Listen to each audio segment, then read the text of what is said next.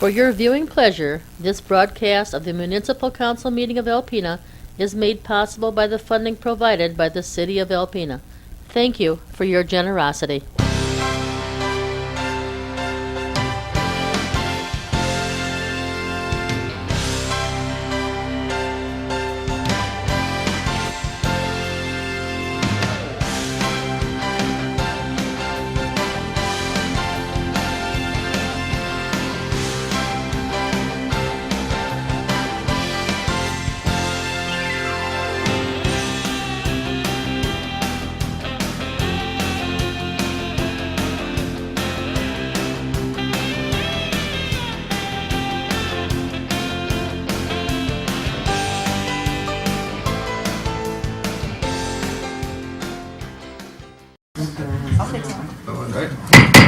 Good evening. Welcome to Alpena City Council meeting of October 16, 2017.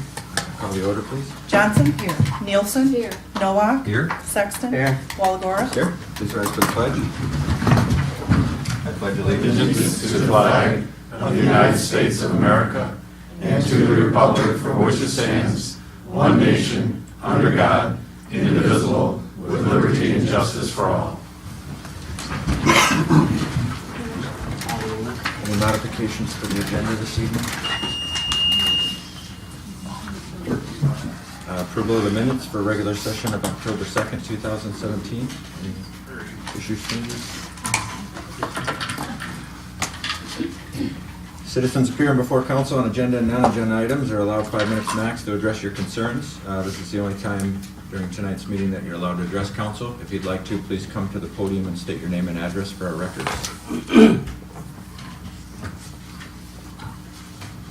With no one from the public, I just have one quick thing to go over. I won't bother going down there. This is a town hall meeting on Wednesday at 5:30 at the CRTC base. Area residents are invited to attend a town hall meeting concerning the Alpena CRTC groundwater testing. Multiple agencies will be on hand to present the latest information and answer any questions you may have, including the Michigan Department of Health and Human Services, Michigan National Guard, Michigan DNR, Department of Environmental Quality, and Agricultural and Rural Development. So there are flyers and maps on the desk out there where you picked up your agenda, if you'd like. Tonight's consent agenda. A, bills to be allowed in the amount of $893,123.43. B are 5 city council reappointments to the zoning board of appeals for a 3-year term expiring on October 1st, 2020. Elwood Anderson, Dennis Bray, Cary Keller, Alan Guest, and Mike Lamble. C is the approval to use the parking lot on Carter Street, which is the Holiday Inn Overflow parking lot by the river, on Saturday, November 4th, 2017, from noon until 10 p.m. for a free public performance of the Thunder Bay Theater's Hamlet. We approve the consent agenda as presented. Second. Nielsen? Yes. Nowak? Yes. Sexton? Yes. Walagora? Aye. Johnson? Yes. Down to announcements. A is Halloween trick-or-treat hours are 5:30 p.m. to 7:30 p.m. on Tuesday, October 31st, 2017. B is that the deadline to file as a write-in candidate for Alpena City Council is October 27th, 2017 at 4 p.m. You can expound on any of that? Yep, we're all set. Now we're down to a report of officers. First up is the appointment of Anna Soik to the Clerk, Treasurer, Finance Director position. This will be effective, if approved, on October 31st, 2017.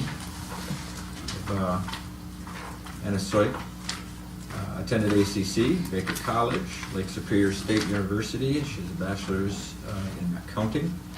She comes to us from ACC Employment, where she is currently the Assistant Controller. She also sits on the Hosen School Board. So we went through a quite rigorous interview and selection process. And we have Anna Soik. At this time, I would like to thank all staff and anyone who had input into this, because it really made a difference. But if Anna, would you like to come up and say a few words?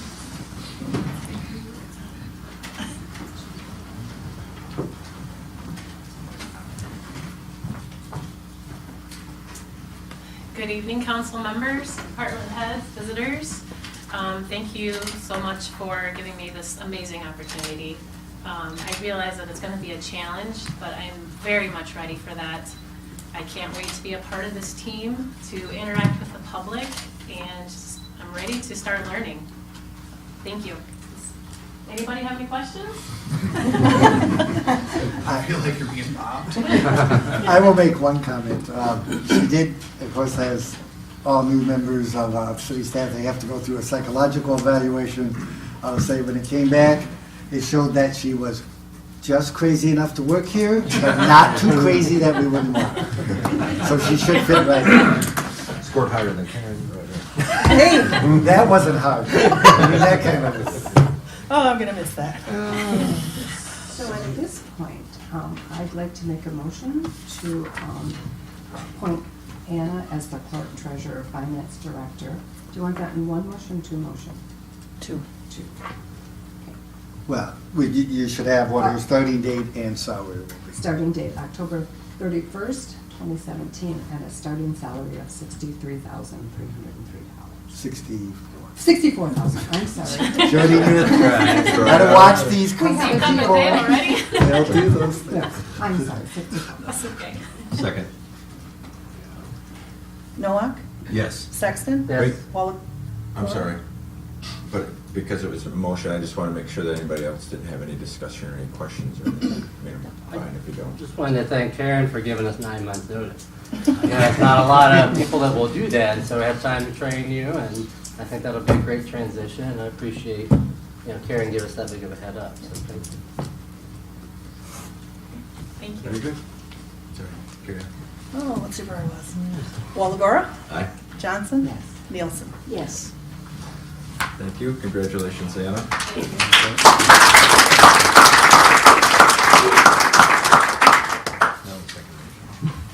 Now, one more. All right. No, B. we have one more motion. We have one more, yeah.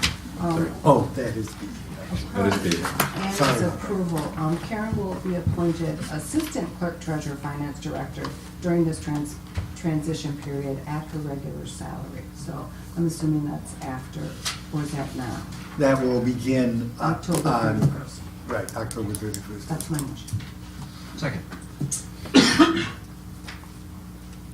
Sexton, Yes. Walagora, Aye. Johnson. Yes. Nielsen, Yes. Noack. Yes.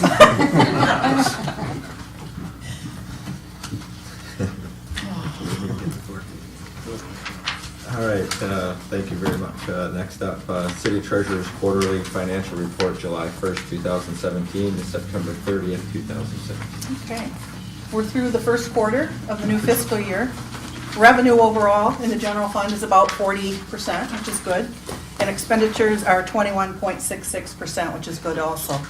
A few things I wanted to point out on the financial sheet, the little tiny print on the front, over on the right. Glasses, magnifying glasses. Yeah, get your magnifying glasses out. In the general government revenue, you see that it's lower this year to date than last, and that's because we had 2 state grants last year. We had, and one of them was a rental rehab for $115,000, and the other state grant was for $123,000. So that's why that one looks a little odd. Under the ambulance, you'll see we're down maybe $250,000 from last year.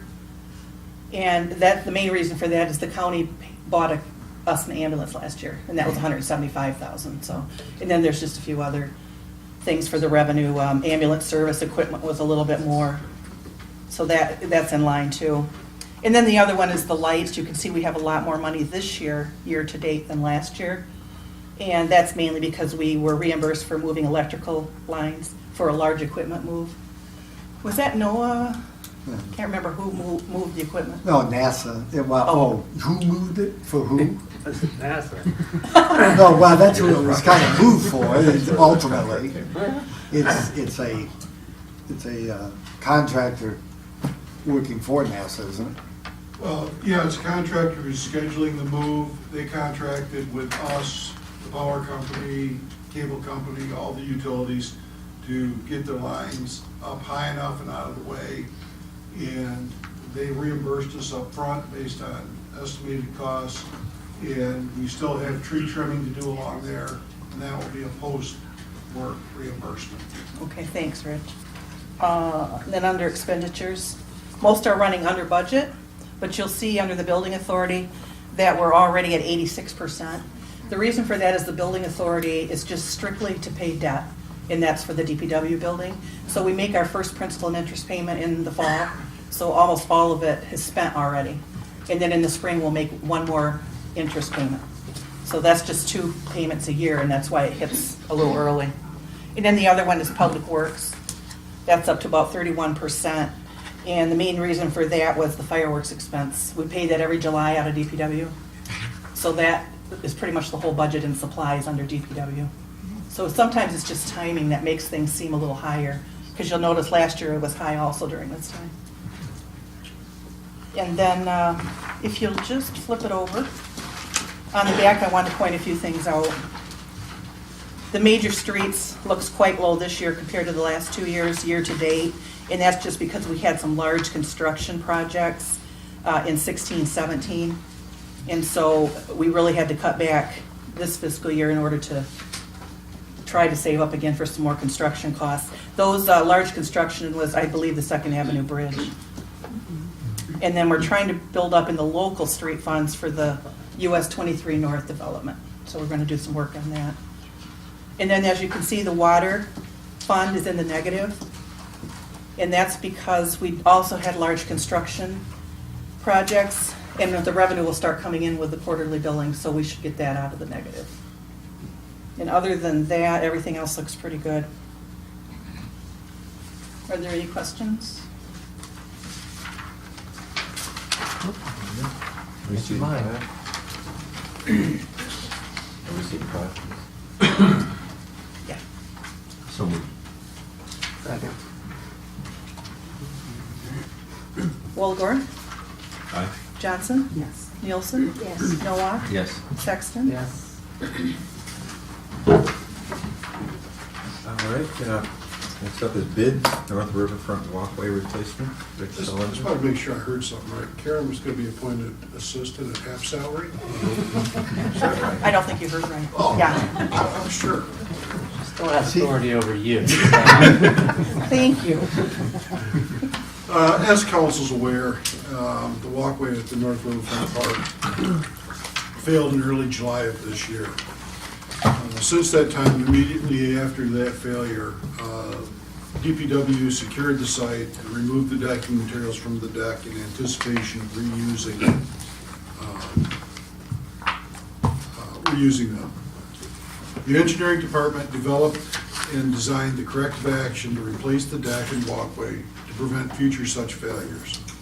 The design was submitted to both the Michigan Department of Environmental Quality and the Army Corps of Engineers for permits. All costs to date, including the permit fee, have been charged to the park's maintenance line item and park's labor and associated line items. Equipment rental and labor were charged to the appropriate line items out of the parks.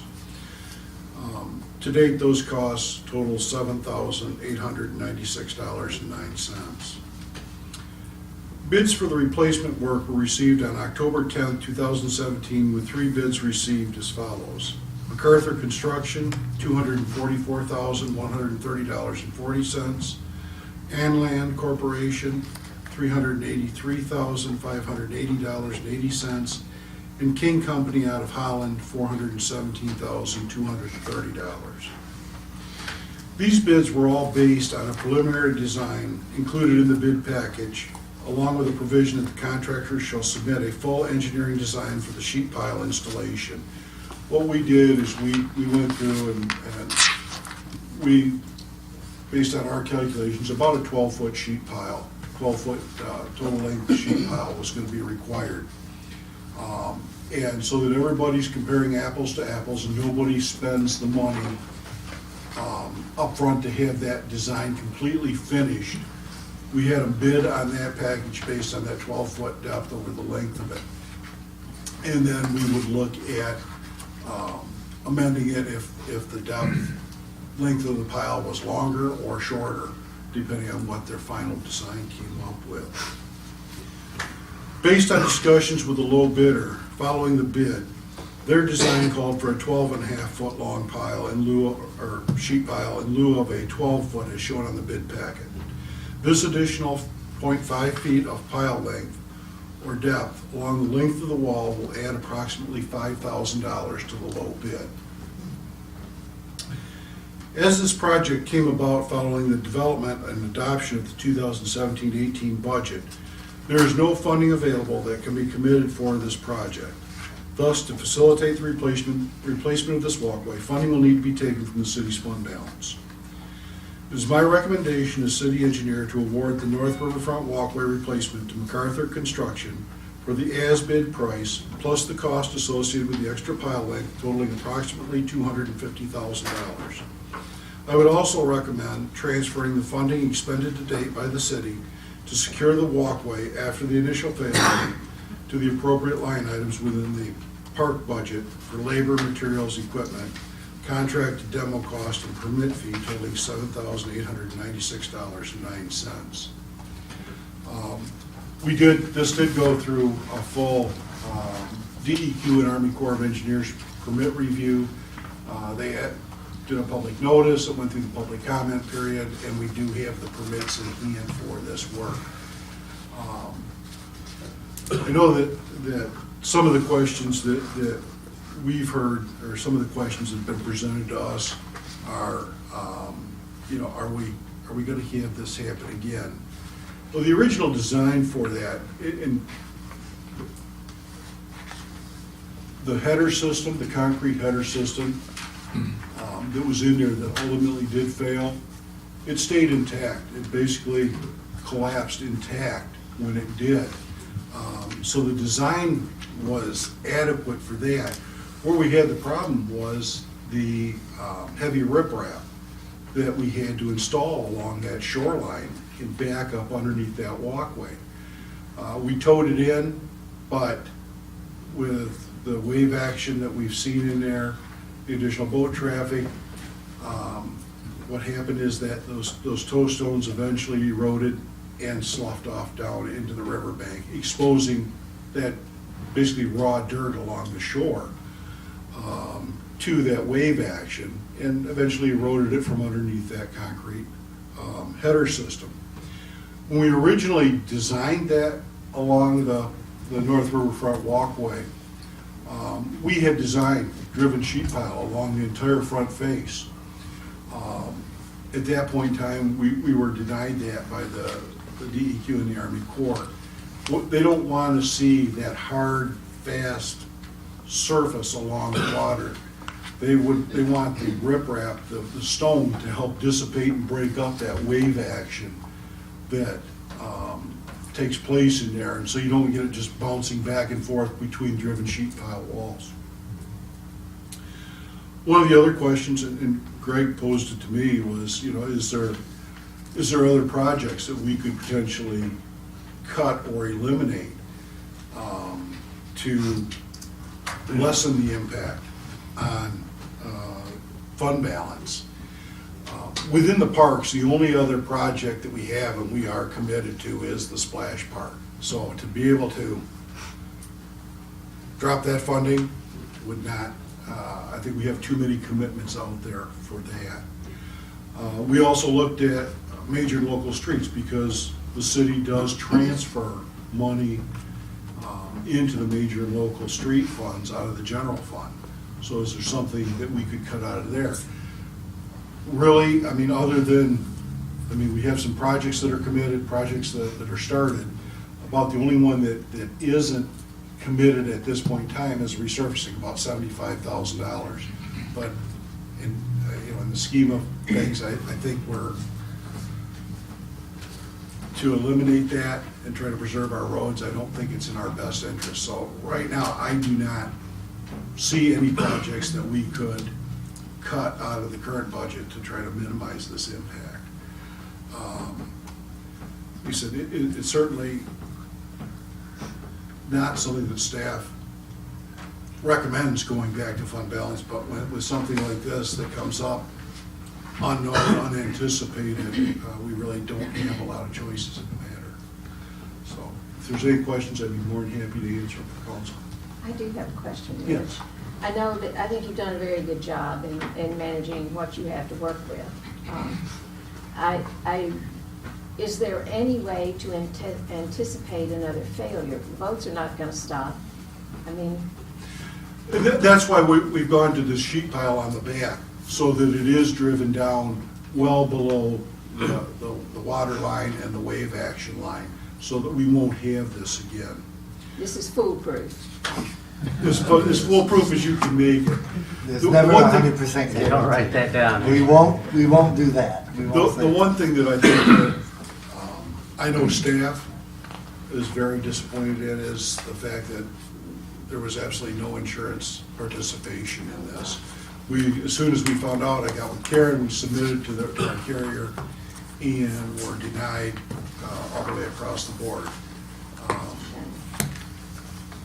We have a difference of opinion on what a structure is than they do, but they're the ones that write the check and they won't write it, so. Thank you.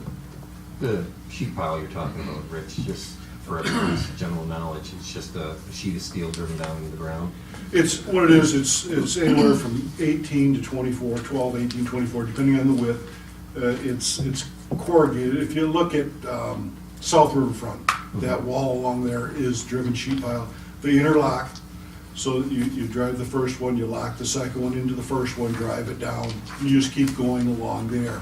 And then they will build, or they just design and build a tie-back system so that they, for lack of a better term, they connect a rod to the sheet pile, go back X number of feet, put an anchor point in there. That keeps that top of that sheet wall stable.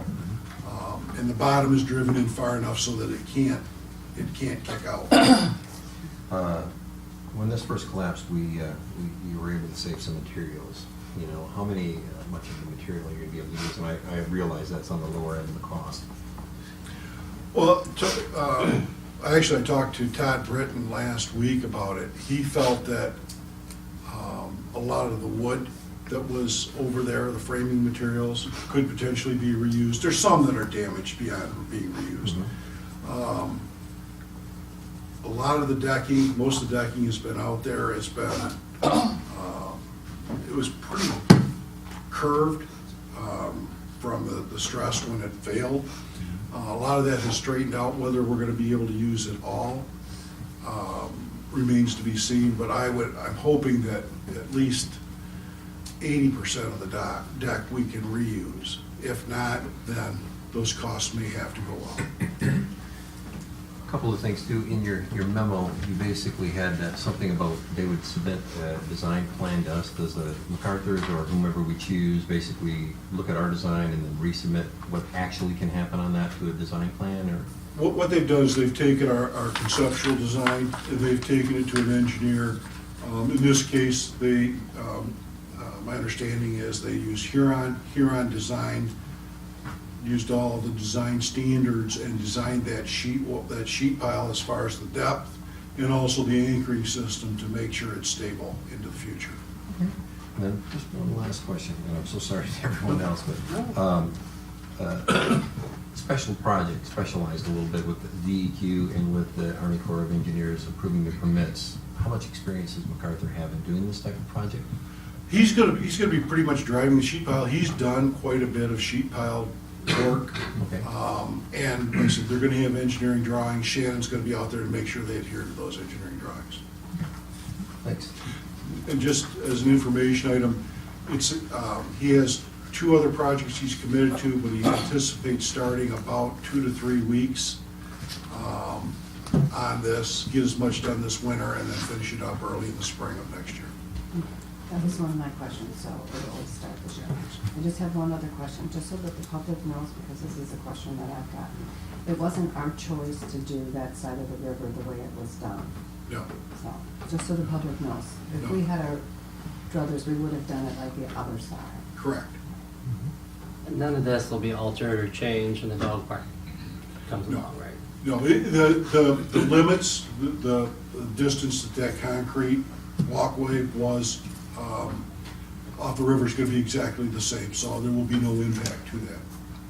You said in spring they were hoping to Yeah, they should finish it up in spring. I think they have a June 1st completion date per the contract. I do have one other. Karen, any concerns with the, taking this out of the general fund? Will we still be well within a comfortable limit of, the percentages that we said we wanted to keep? We will. It's disappointing, for all of us that we have to spend that on that. But we had estimated 30% fund balance approximately at the end of 16-17. We haven't finished the audit yet, so we don't know what that is. But if we take that other 258,000 out of fund balance, we'll have about 26% at the end of 17-18. So that's still a good fund balance. Yeah, it's what, 10% is the general rule, but we've been about 20 over the last several years. 10% is your minimum. Is our minimum. And I think 20 was our maximum, but we had asked to stay above that due to all the personal property laws changing. But thank goodness we did, because this was quite a blow for us. Yeah. Rich, this bid includes the entire project? Yes. When they're done, the walkway will be done, Yes. this is the whole, Yeah, it's the entire package to have a complete walkway packet and function. The only, as Rich said, depending upon how much of the decking we can use. And some other material, some of the existing material, what we can use could affect the price, and that if we have to buy additional, the decking, that's gonna bring the price up, and we'll be back with the council at that point. Aaron, you'd like two motions, one for the bid and one for transferring the funds? You can, either way would be fine. You want to do it separate? I asked you. Let's do it separate.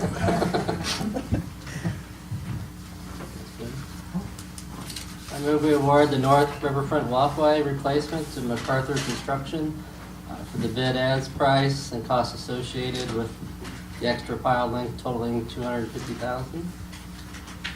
Second. Johnson? Yes. Nielsen? Yes. Nowak? Yes. Sexton? Yes. Walagora? I move we transfer the funding expended to date by the city to secure the walkway after initial failure to the appropriate line items within the park budget for labor, materials, equipment, contracted costs, and the permit fee totaling $7,896.09. Doesn't that also have to include, we also have to include the 250,000, unless that's gonna be a third motion. No, we'll do it all. So that plus the 250 for the actual reconstruction. Plus 250 for Okay. Yeah. And just so you noticed, we had the revised budget amendment by your desk. It's going to come out of Parks and Recreation. Okay. Nielsen? Yes. Nowak? Yes. Sexton? Yes. Walagora? Aye. Johnson? Yes. thank you, Rich. Thank you. Communication, are we good? Yeah, exactly, it's gone. Yeah, he's done. Somebody else there. Communications and petitions, we have the city building official with the city goose control hunt summary. Good evening.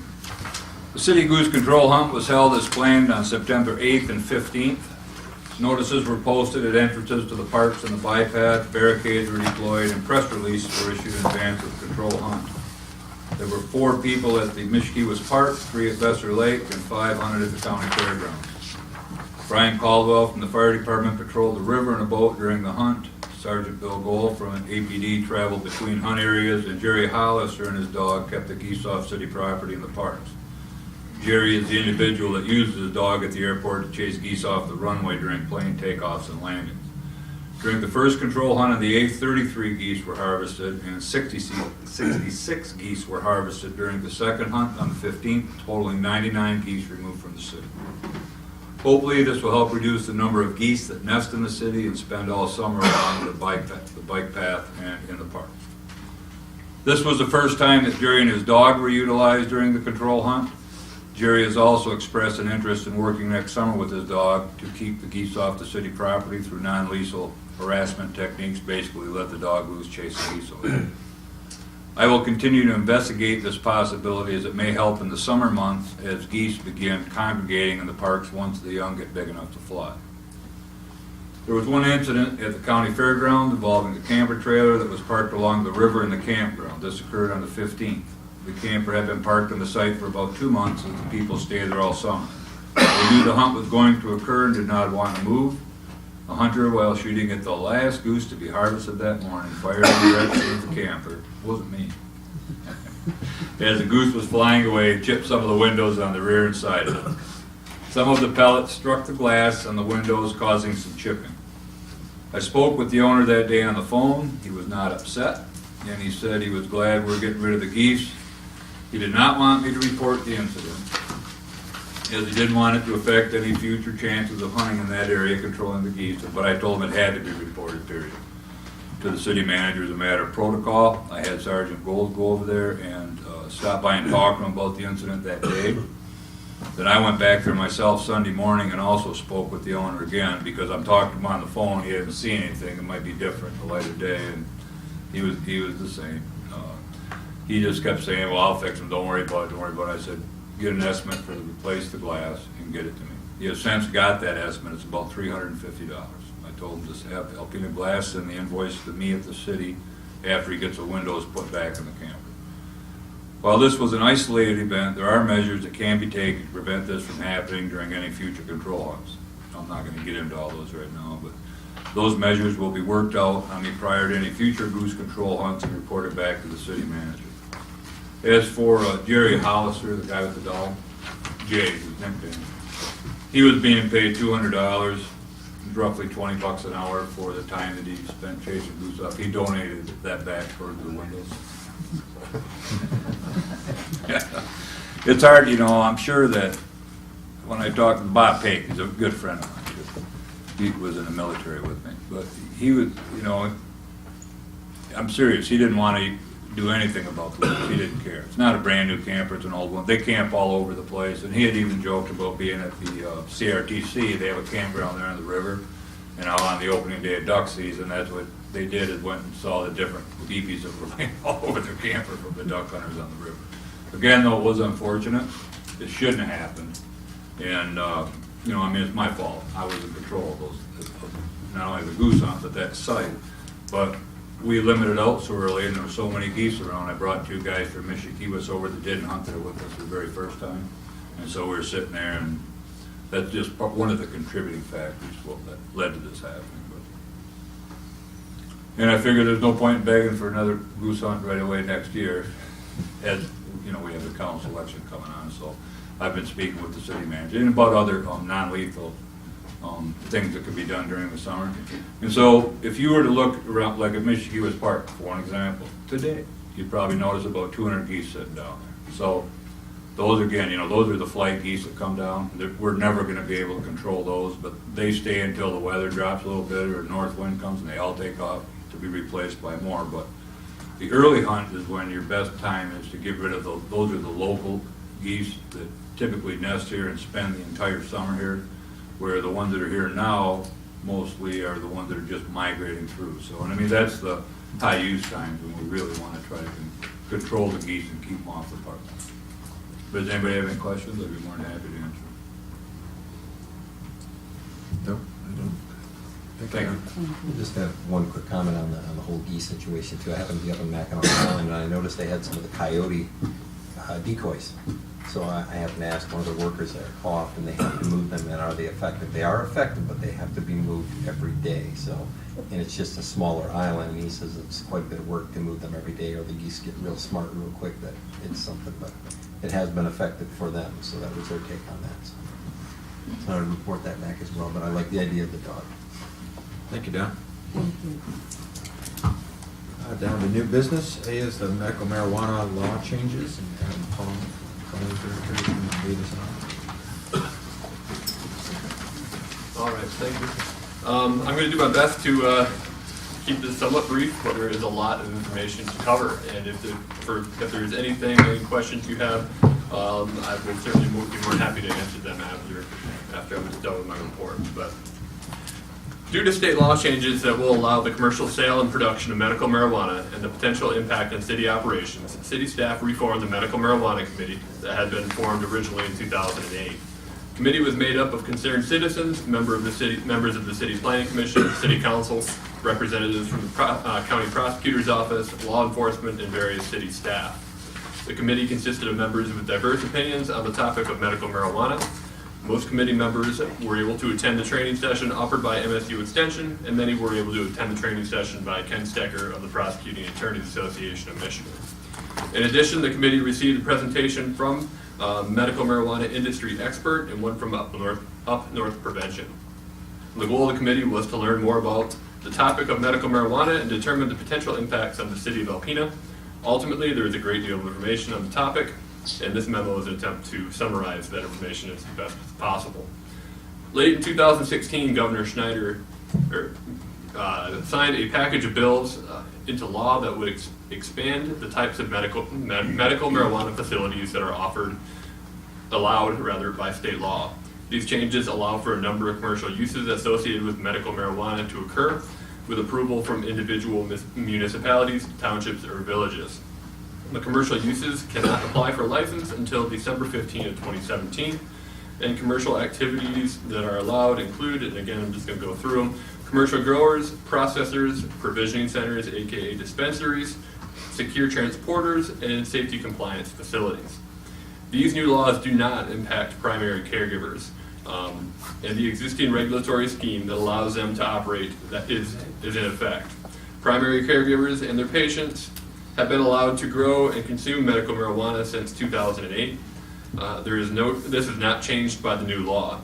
Only the 5 types of commercial facilities are affected by the law that was passed.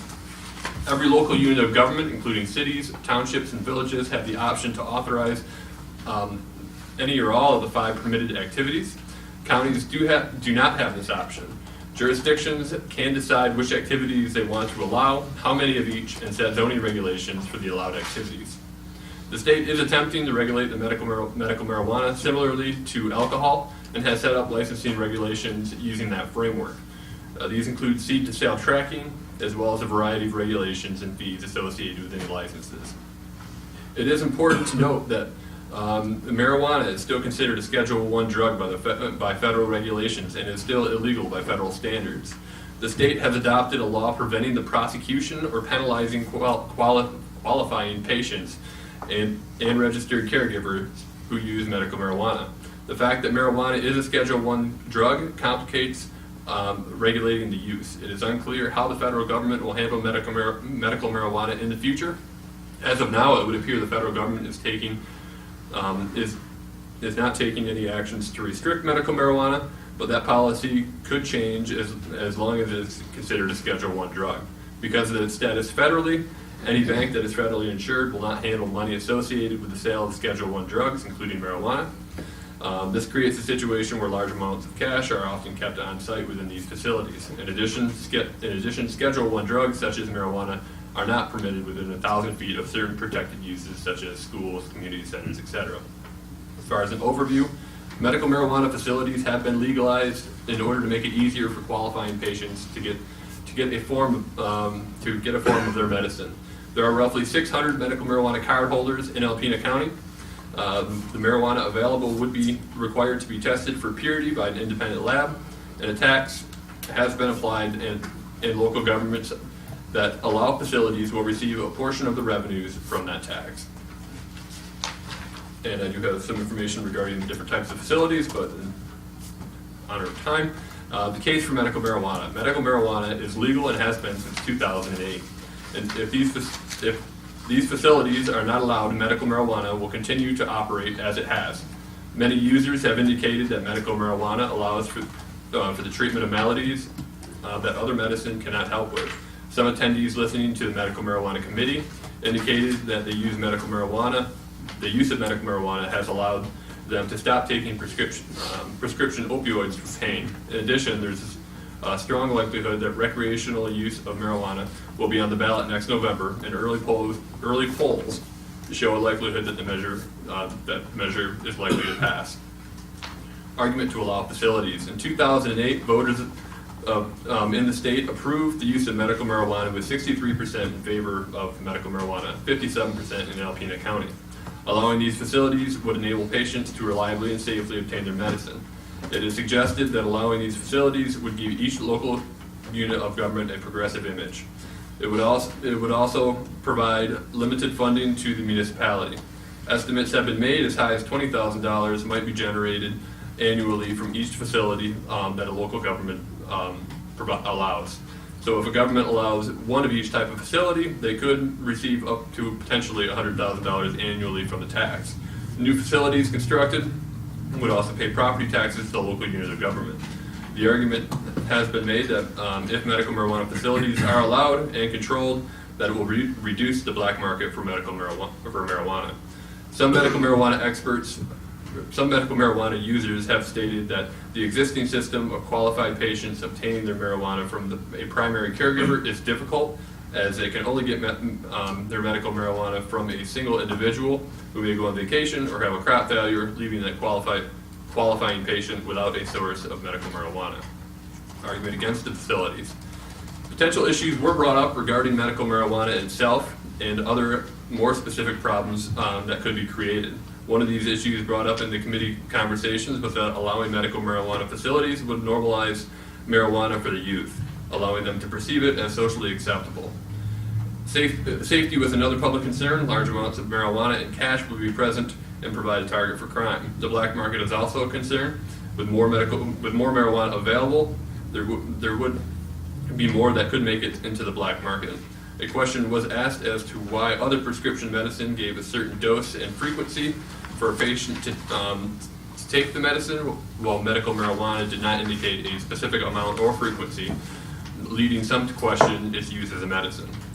There was a concern regarding the impact on local law enforcement in regards to people driving under the influence of marijuana. There is no simple way to test for marijuana short of a blood test, which cannot be administered in a mobile location such as a vehicle. The issues of marijuana being a Schedule I drug per federal standards also complicate the issue, as there is potential the federal government could take a stance against marijuana. The image of the city was also brought up. Allowing these facilities could cause a negative image on the city. Finally, there was concern regarding the regulation by the state. There appears to be a number of questions that LARA, that's the Licensed and Regulatory Agency, has not yet been able to answer, and concern was expressed that other non-medical marijuana programs implemented by the state have not been well executed initially, and that there may be issues the state has not foreseen or addressed. The estimate of financial impact might be overstated, as only $7,500 would be returned to a municipality for every $1 million in retail sales. Law enforcement has indicated that there is a serious potential that additional staff may be needed, and that staff time cost would be greater than the proposed payment received. So what are the other local governments doing? Every government's different, and many have reacted differently. Some governments are allowing these types of facilities, all types of facilities rather, East Lansing, Detroit, Pinn County Township, Oscoda Township. Some are allowing these all facilities except for provisioning centers, with the thought that most potential negative issues would come from the provisioning centers, Manistee and Marshall. Some governments are taking action to not allow any facilities, and many governments are taking no action at all, which appears to be a wait and see what happens approach. In addition, many governments are limiting the number of facilities allowed. The suggestion from a representative in the medical marijuana industry would be to limit the number of facilities to 1 or 2 for competition purposes of each type of facility per 10,000 people. Questions. The laws allowing for commercial medical marijuana facilities were passed in order to clean up the voter-initiated medical marijuana law passed in 2008.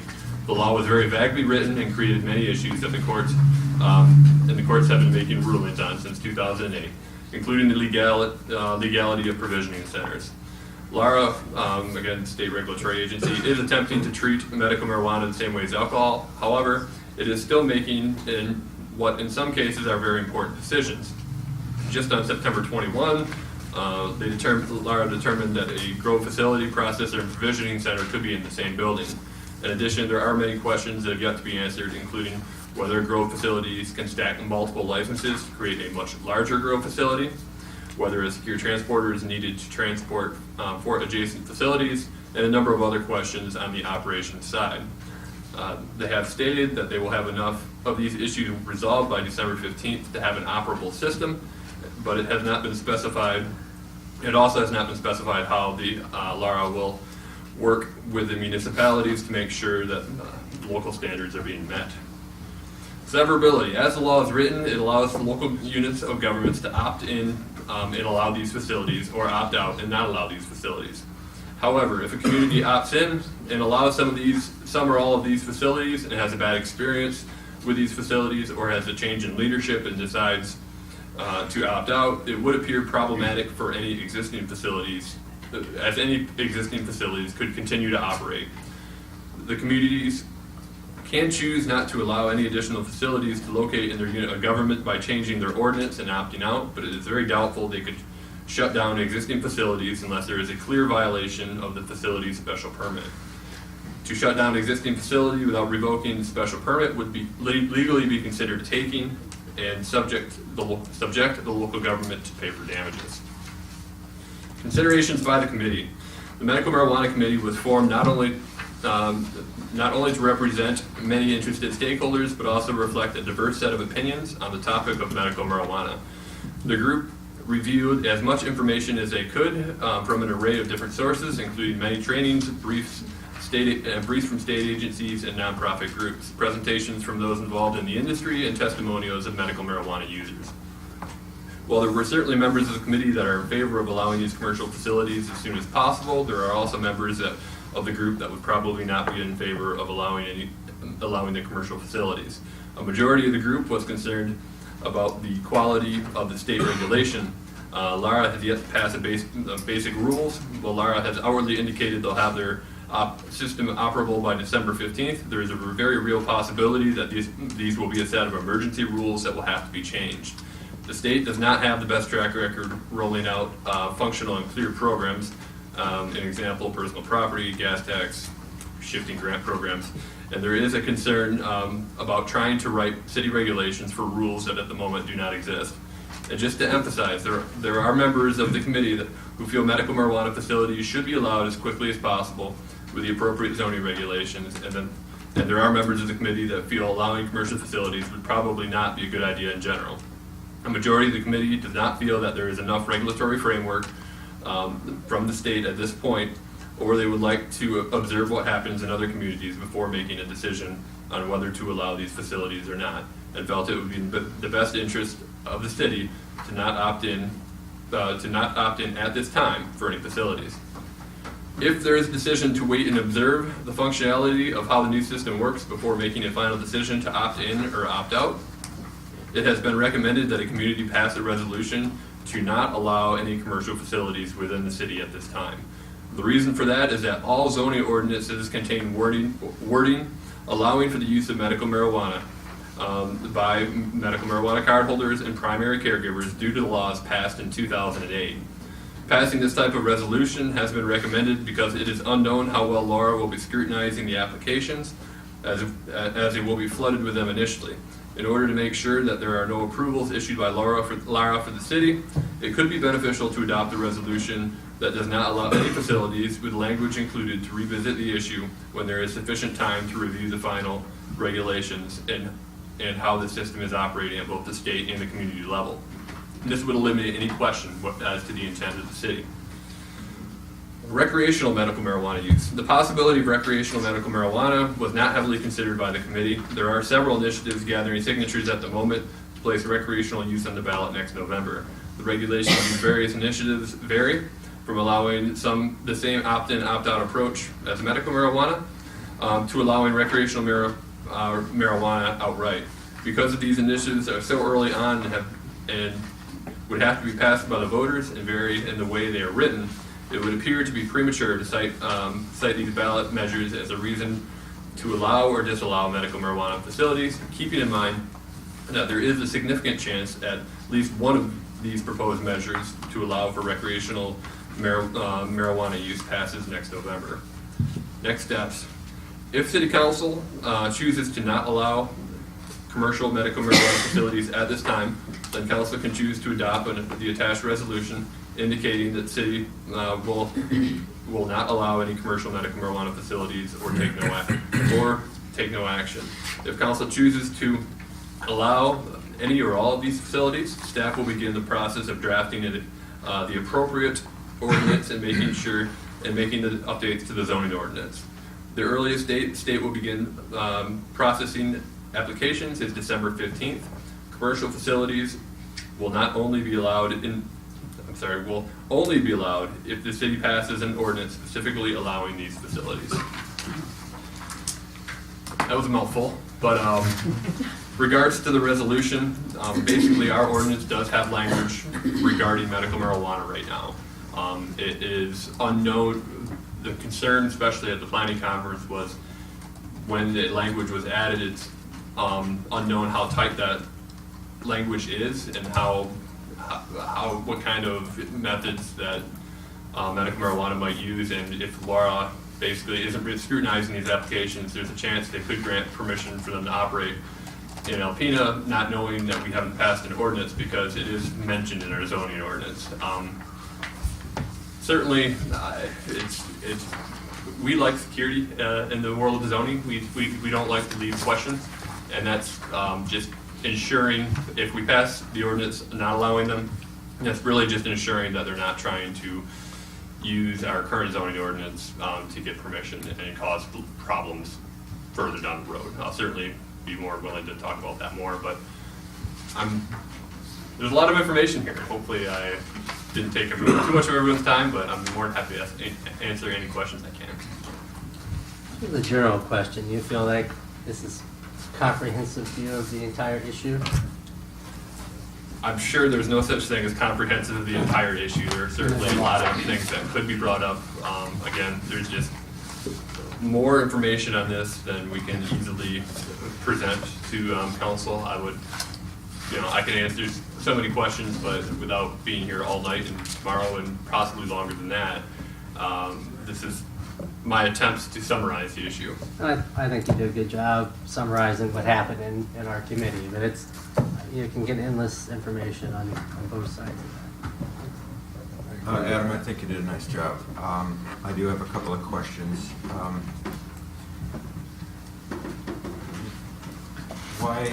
Why not just revise the current zoning ordinance you have?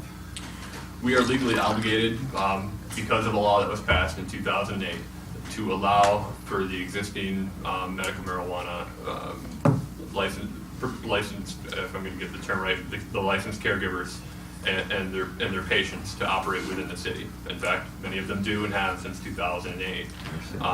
We have to allow it. We can't write it out of the zoning ordinance, so we have to have that language in there. But, and again, the question came up, and maybe it's just erring on the side of caution, whether or not the industry somebody would take that language in our zoning ordinance and try to convince the state, hey, it's okay to have it in here. I guess I asked more because you're writing one, rather than revise it, to have one ordinance that covers both the required zoning ordinance that we have now and add language from this one, rather than having two ordinances out there. Legally speaking, That's just not how it works. No, they're just two different areas. We can't not allow the existing system. I understand that. But if we try to combine them, we lose the ability to the opt-in, opt-out ability that has current medical marijuana law. That's fine. Also, just in relative to the zoning ordinance, if we were going to allow any of these, all it would be is an amendment, just like it was before, for patients and caregivers, that would go into the ordinance. It wouldn't be a different zoning ordinance. It would just become part of our zoning ordinance, where we'd say where they're allowed and under what conditions, what kind of criteria they'd have to meet, and what the process is to go through. Now, there would probably also be, though, an ordinance within the code of ordinances that would take care of aspects that are perhaps probably more on the licensing end that are outside of zoning. The zoning ordinance would only deal with really location and any development standards that we would require. Correct. If council were to act and recommend approval of any facilities, we would probably adopt a standalone police power ordinance. And then we'd also make amendments to the zoning ordinance to cover the specific zoning regulation. But basically, it's kind of a two-pronged approach. But the police power ordinance just has more teeth, and that's the recommendation from both sides. Okay. My other question, amongst maybe many others, are Did the committee do any research of our community in anticipation that council might not want to pass this resolution and that we might want to approve certain parts of the, one or all of the 5? I mean, we're limited in the information we have regarding the community. Like I said, I believe we have 600 cardholders in Alpena County, but we can't get any additional information as to where they're at or whatnot. We did hear testimonials from individuals that attended meetings that spoke in favor of allowing these facilities. They gave examples of how medical marijuana has positively helped them. In some cases, get off opioids, things of that nature. Okay, no, maybe you misunderstood my question. Certainly. I don't want to argue whether someone agrees that medical marijuana is curing them or Sure. or helping their symptoms. That's just not for me. What I meant was in anticipation that council might say, we would like to have a testing facility, that we would allow a testing facility. Did the committee do any research to find out what is a testing facility, where should we put that? Where would it be good? Is that an industrial thing, maybe down by Commerce? Is it something that can be downtown? Are there Sure. more, and not just the testing facility, but any of the 5? We talked about the different facilities individually and just kind of what types of impacts different facilities would have. For the most part, for instance, the testing facilities, transporters, and the third one, a lot of them are very low key. They could easily be put in an industrial area. You probably would have no idea that they're there. The 2 that are going to be a little different than that would be provisioning centers or dispensaries. Obviously, they traditionally would want to be in a commercial area. And then growers are limited to either industrial or agricultural property. We don't have any agricultural. They would be limited by law to the industrial districts as well as whatever other zoning regulations we set for them. But again, they potentially could be fairly innocuous. But there is obviously, with growers, there is the issue of smell requiring, we talked about charcoal filtration systems, I believe, to try to requiring them to eliminate smell. For other issues are for like the processors, a lot of them use butane to extract resin. So the question is, Colorado has separate building codes for these because of the presence of butane. Just talking a little bit with Don, fire chief, we would want to evaluate that based on our existing codes, whether we need to get different codes for these uses or not because of that risk. Is that kind of answer the question? I think part of it is, did we look at what an ordinance would look like? Or zoning regulations, not in detail. Now, we have other communities. I've been getting them through my manager's listserv of some who have adopted ordinances to allow some or all of these. And they're all fairly similar in that, but there are nuances. I think if the councils were to indicate that they wanted to allow one or more of these activities, then the best approach is that then we turn it over to the staff, one, to look at from the zoning end through Adam of what the regulations should be, where they should be allowed, things of this sort, and then begin to prepare zoning regulations that will go through the planning commission, have to be approved there, and then finally go to council. The other is actually the ordinance with the police powers, where that would need to be drafted, obviously, with Bill's assistance. And one thing there is going to be how many of each facility are you going to allow? And that's also in the zoning ordinance. Within the community, how many of these are we going to allow and where are they? So I have seen anywhere from where they'll say 1, and maybe only one kind. Now, as he said, Manistee and another community, I think it was Marshall, allows all 4. They do not want provisioning centers. They see them as being potentially the most problematic in terms of code enforcement, police issues, things of this sort, public safety, social problems, so on. I read one, the little town of Bessemer. I think that's in the far west of the UP. said, we are going to allow all of these facilities, and in each case, unlimited number of each. Now, within the zoning criteria set by the state, how many that means, I don't know. Can fit within their community, because they have to have the proper zoning and so forth. But, you know, there are big extremes. So what we would ask for, if you were going to do that, is guidance on what do you want to allow, how many of those do you want to allow, and then from there, let staff, with the city attorney, planning, begin to prepare the zoning and the ordinance, and then bring those back for actual action. We don't have to have this done by the 15th of December. That's just when they're starting. We can get it done anytime after that, and then opt in, you know, in essence, say, yes, we're gonna do whatever is decided by U5 to do. But, you know, at this point, it would be, if you want to do something, is to let us know what and how many. Then it becomes staff's job to begin to put it together. And then ultimately, it will be back here for final approval. Just to kind of clarify that, and correct me if I'm wrong, but the 2016 legislation that allows us to opt in or out allows us to opt in with restrictions and with our own.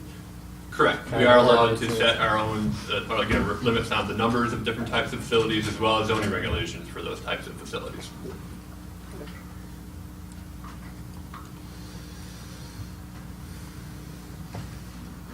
Now, we're not necessarily asking for you to make a decision even tonight. If you feel that, yes, it's a lot of information, and you want to absorb it, and then you come back next meeting or whatever, and decide whether, yes, we want to approve something, or no, we don't want to do anything at this point in time, either do nothing, which is allowed under the law, in which case they're not allowed, or pass a resolution to that effect, then you could do that. If you want to do something tonight, you certainly can, but staff is not necessarily expecting that be done. It'll be strictly up to you. I guess this is for council.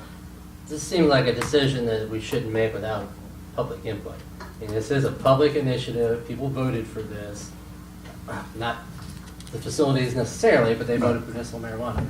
So I don't know where you would see that as fitting into the process, but you know, we have public input on a lot of other topics, and it seems like it'd be a good opportunity to do that with this before we decide on it. Yeah, I'm gonna hear a lot. Everybody's probably gonna hear a lot if they read the news tomorrow and read that we passed a resolution not to allow any of these facilities in our community. Because, I mean, this came out on Friday to us. But I guess I'm with Sean that I'm certainly not ready to make a decision on this today at all. I'd like to know, I honestly don't want to insult the committee because I wasn't there, so I don't know, but what was the committee's function? As far as, I mean, obviously well-educated yourself on this, but I guess I maybe expected that they might come out of committee and be a little bit more of, like I said, if we allow a provisioning center, it is proven in these other locations that provisioning centers do this, or a processing center really does smell, and there's a byproduct, and we would have to be ready to contain the byproduct, or just a little bit more about the physicalness of where this would fit into our city. Where would these things possibly fit into our city? I mean, I have my own opinions, but I just thought maybe that the committee would have gone there as well, rather than some of the information that we got. I mean, Well, a lot of that, you know, in terms of where they go, where they should be located, is really the function of the planning commission. Oh, okay. They're the ones who deal with zoning, so they're the ones, if you were to say, I'm just gonna throw it out, we want to allow provision centers. That's it, we want. Okay, then it's their job to go back, look at, under the law, where they allowed, and then to see if they want to restrict that any more than that, because, you know, if it's in a commercial business district, we have multiple ones of those. Do we want to limit that? We also have to look at things of schools and other, daycare centers, things that they are supposed to be so far away from, that we can do. And then all of that is put together. And then from that, they're gonna come back and say, okay, you wanted to do this, these are the locations that it could be at. You've told us you allow 1, we allow 5, whatever the case, here's where they could be, in terms of zoning, and here's then the requirements and the issues. Certainly if it's a processing center, a grow operation, which for us would probably be indoor, which many of them would be. Even the provisioning centers, they're requiring most communities these carbon filters or whatever to control odor and things of that sort. So those would all become part of the regulations that would then be presented. But that is their job, with the assistance of the planning director, to formulate those, bring them to the planning commission, they have discussion, they'll have a public hearing, and they'll recommend approval or not, and then it will come up here and we'll go through the same process. But that's why it really didn't get in, because that's their job to do. Okay. That's fair. I was on that committee, and one of the things, we just had a very broad, almost educational, the approach for us was, how does it impact a community? How does it impact the citizenry? It was more impact, and there were a lot of this verbiage that Adam just read did come from the committee. There were people from the state, law enforcement, people from all walks of life, but what it boiled down to at the end of the day is what Greg said. If we're going to allow it, where is it going to be? And ultimately the planning commission has to do that. I understand, it's fair enough as far as the planning and zoning part, but I guess. It was broad, it was so broad. So the function of the committee was to just collect as much information as possible about medical marijuana. Yeah, I would say when I briefed the committee as to what their function would be, I talked to them about basically figuring out the potential impact on government operations. We're looking at it from almost a broader sense. As far as, we did talk about specific impacts. For instance, again, the smells to these different types of facilities and what type of requirements would be in place to prevent that from occurring. We did certainly talk about, we're going to be limited where these facilities go because it is against federal law and there is a 1,000-foot requirement.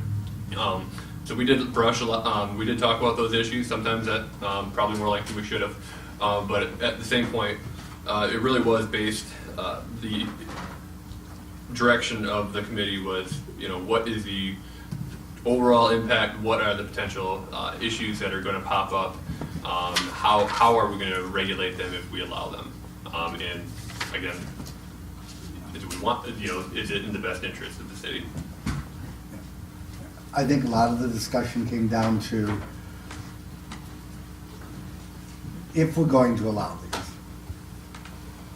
these, are we going to be in the best position to go over and enact regulations and then fit well within the state regulatory system that they have to establish? And the problem, which was expressed by a number of members on the committee, was that the state is not, is moving along, but it's very slow. They've got now 2 months to be ready for that December 15th deadline. As Adam said, there's a good chance, and the suspicion is they're going to be enacting a lot of emergency rules and regulations that, as they have with many programs they've initiated or changes in law, they then find they have to go back and modify and change, whether it's at the regulatory end or if it's at the actual legislative end, and make modifications. So how do you develop a local framework within something like that that's conceivably not set, it's a moving target? It's not hurting.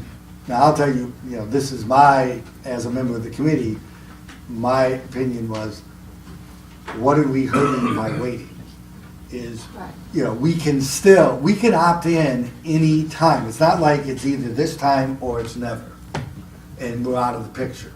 So it's, let's make sure what those regulations are, we see how the state is operating, what they expect from us at the local level, and have all that information. Then we can come back in, I'm just gonna fill out, 6 months after it started, if we've got a better picture. We've seen what some other communities, because there are those communities who have signed in already.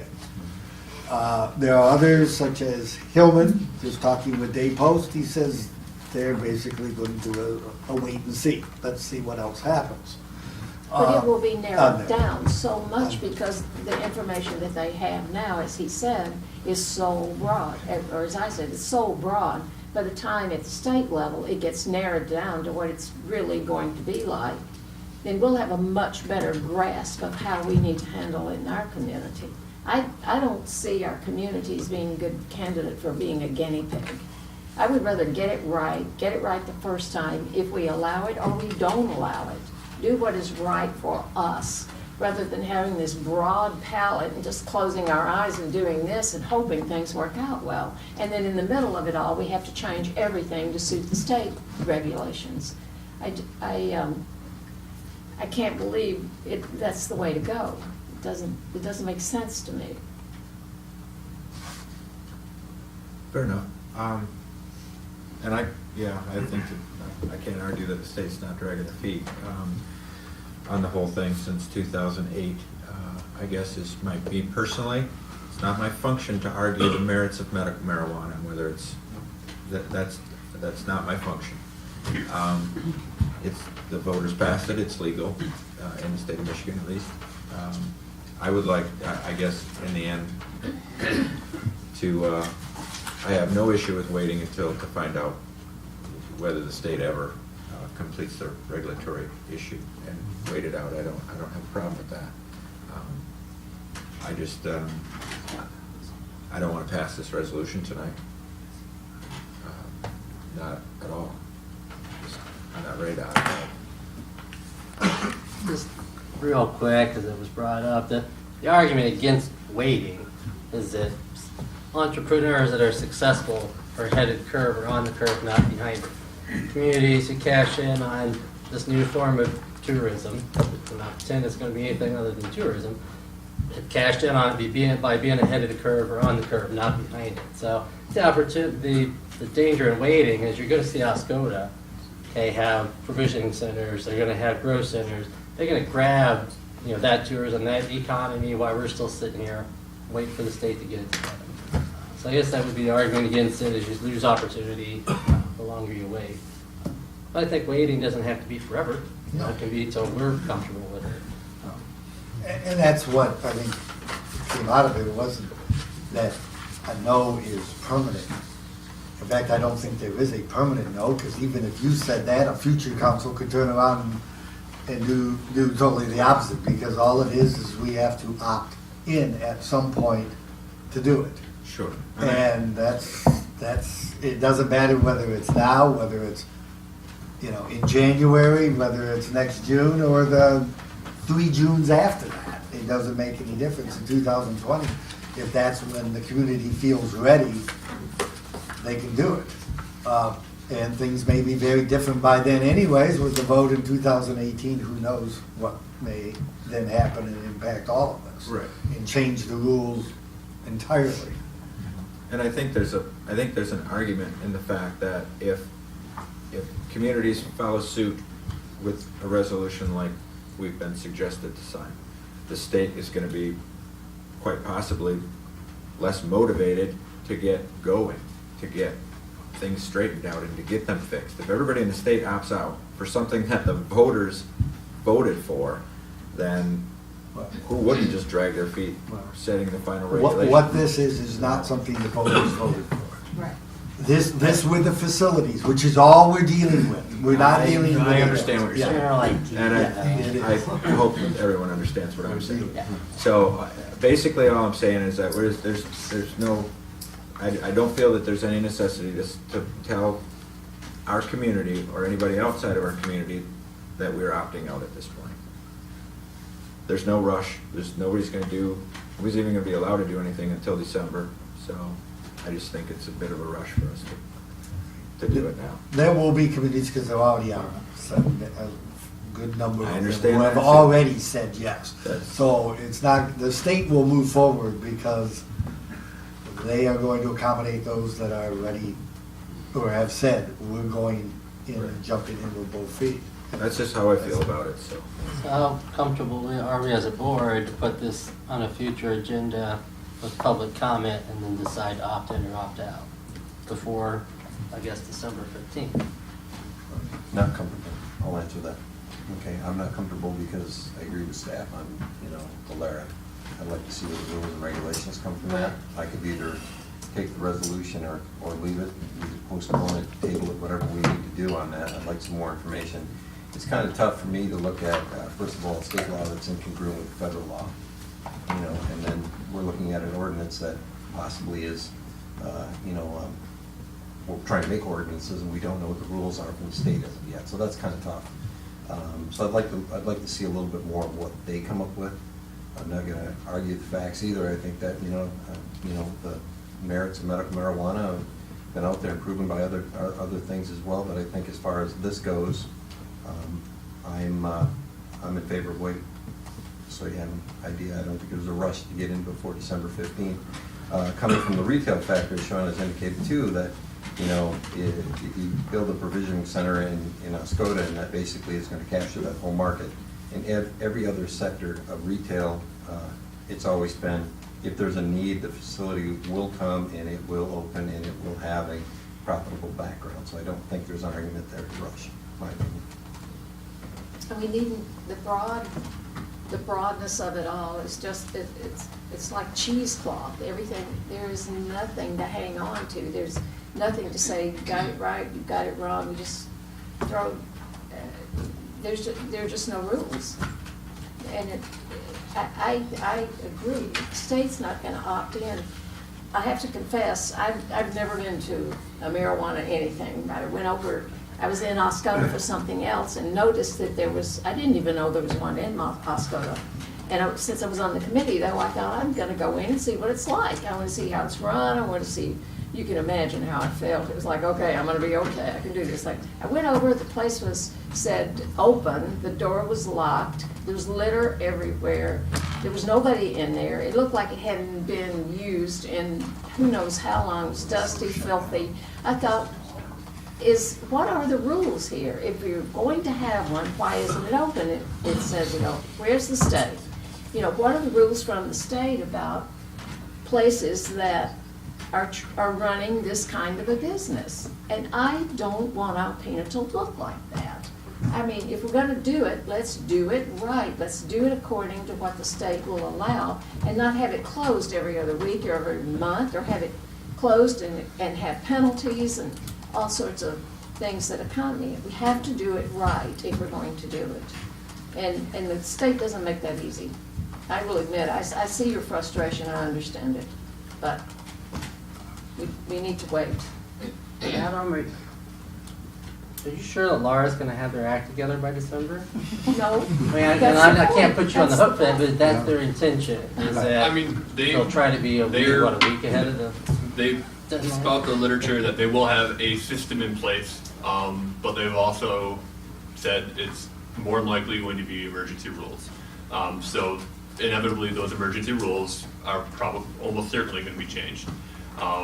Every time they try to get together, the team that's supposed to be making the rules, they're inundated with members of the public who are concerned about potentially shutting down the existing dispensaries, and these meetings go on for about 4 hours and they haven't been able to get as much done as they wanted. There's an article today in the Free Press about a lot of having the questions that Laura didn't have answers for yet.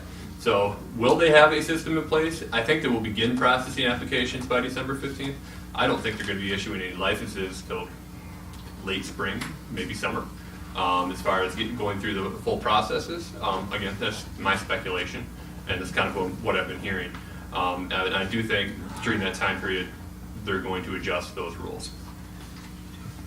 Regarding, when you say, dispensaries, as we've called them, provisioning centers, there was, like you said, the discussion about whether the ones that have been existing, which have been through court rulings, said that they're not allowed under the 2008 law, have continued in communities that have simply looked the other way. Well, I believe Laura finally made a ruling that in order to be eligible for a license under the new system, you had to be closed by December 15th.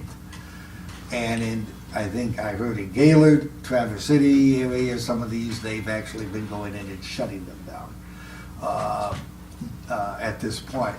But, yeah, you know, some of those may be closing up because if they do want to apply for a license, they can't be operating on December 15th. If they are, they'll be, Can't get a license. they will be out of the process, is the last I And heard. that's unknown as well. There is additional legislation that is going to allow them to continue to operate, but it's still working through the committees, and who knows if that will be passed by December 15th or even passed at all.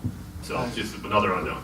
I hate to make you repeat this, but it seems an important difference to me. And if we stay ahead of it and we allow the people to open these, what you're saying is that when December 15th comes, they wouldn't be allowed to sign on, That's what they right? had If talked, were was already that they open? couldn't, if they were open, was the Well, one right they now, got with. according to court cases, they're illegal. Yeah. We cannot allow them. Right. Obviously, some prosecutors don't pursue that in some cities, but nevertheless, that's right what the interpretation has been. Come December 15th, if we put all the documents in a row, they'll be able to apply for the state license. And again, it's going to take time to get through. So the same places could apply legally after the 15th. Certainly, it's just a debate whether they have to shut their doors on December 15th and wait for that license to be approved, or whether they can just continue operation. This is all what if. Yeah. Again, we don't know the rules. Yeah. It I could think all be Laura turned may on- have said it one could all be thing, turned around. but now the legislature gets involved, who knows what may end Exactly. up, and that's Exactly. part of the unknown. I think Which if I were creates a a problem business for those person- who are operating too. If I were a business person, I wouldn't want to invest my last dollar in something to have the legislature come right up behind me and shut it down. And again, the whole thing of the resolution is kind of an added layer. I mean, technically, if this body does nothing and somebody applies for here, the state is supposed to be looking, okay, has the city enacted the ordinances to allow them the resolution of the ordinance that would allow them here? And when they see, no, they haven't, okay, no your application's denied. So we don't, if you do nothing, they are not allowed, under the way the law's written. It doesn't sound like we're gonna do anything tonight. So I guess what we're looking at is, do we wanna decide on this before the 15th? We're not Or do we gonna- wanna wait until after, roughly the 15th, I guess, when they have their. And if it's, if you're looking to get public opinion, thoughts on this, and have a public hearing, something along that, if that's what you're waiting on before you make a decision, I would say certainly we can reconvene whenever you guys choose to. If you're waiting for Lara to get all the regulations done, then, if December 15th, there'll be a system in place. Is it going to be the system that's stuck there? No, probably not. Here's what I'd like to see, Adam. I guess I'm not incredibly interested in a public hearing, and I'm only saying that because I feel like I'm going to be bombarded with people that are either pro or against medical marijuana itself and the merits of what medical marijuana does. And I'm already convinced that it does help people. So here's what I would suggest, because we don't know how far Lara's going to get within the next couple of months. So here's what I would suggest is that Adam comes back the second meeting on the 20th of November and tells us where is the legislation, where are they at that point. An update. Give us an update on where the current rules are, where the current legislation is. If might make someone here, anyone here maybe possibly more comfortable with the whole thing. It might make people here less comfortable with the whole thing. But I guess I would just maybe like an update at that point. I just think the resolution is just premature. it to them. And leave the resolution, because quite possibly, let's just say that we fast forward to the second meeting in November, and it's exactly the same as it is right now. Obviously, there'll probably be more support for the resolution at that point. Does that sound fair? Well, my opinion is, and I'm not saying whether I'm for the facilities or against the facilities, where my issue lies is with the uncertainty of the state. If they don't know what they're doing, how are we supposed to know what they're doing? Exactly. And I don't like to plan like that. I just don't. Okay, so the guidelines to build your ordinances off of. That's well said in the way that I feel as well. They've had 8 years to get them together and they haven't. But they have. So, who knows? Well, we could Maybe argue they've that got also. time to I just more. don't wanna argue Personal that property out. tax, how's that working for us? So if that sounds fair, if no one has an issue with that, why don't we go in that direction? We're just gonna postpone until that date, table till that date? I think we'll postpone, and then because Well, if even there's- if we get more information, we may not wanna make a decision that night either. But it's not, I guess I wouldn't consider it a postponement. We're just taking no action. This was basically a presentation. Just no action. And so I'm asking Adam to put it on the agenda to come back second week in November and tell us where we're at. Sure. Perfect. And bring this with you. What was that? Bring this resolution with you. Oh, certainly, and that's obviously, again, council's choice as to what direction. Still applies, sure.